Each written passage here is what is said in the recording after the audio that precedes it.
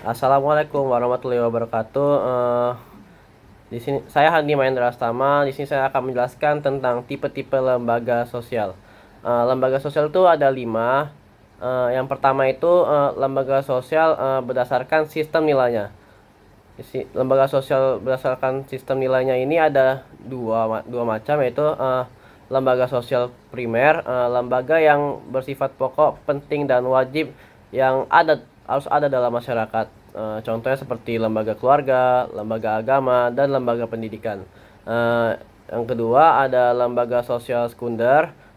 Lembaga ini lembaga yang bersifat pelengkap, kurang penting dan tidak wajib ada dalam masyarakat. Contohnya seperti lembaga pengelola pariwisata dan organisasi kepedulian lingkungan.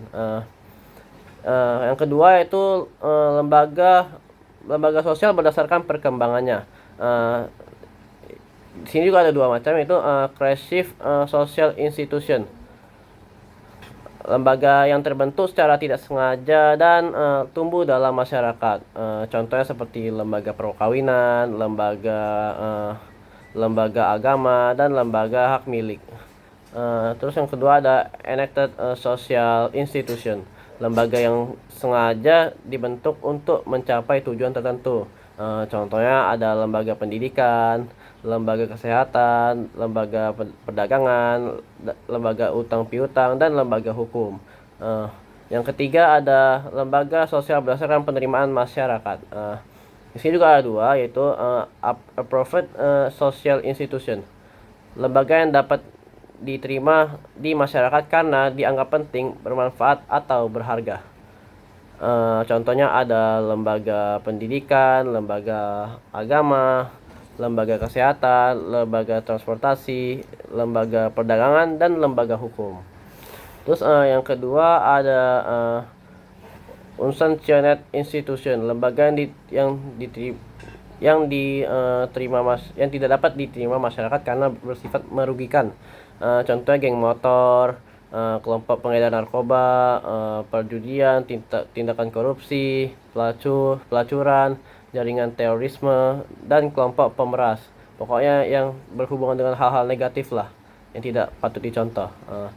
Yang keempat ada lembaga berdasarkan fungsinya.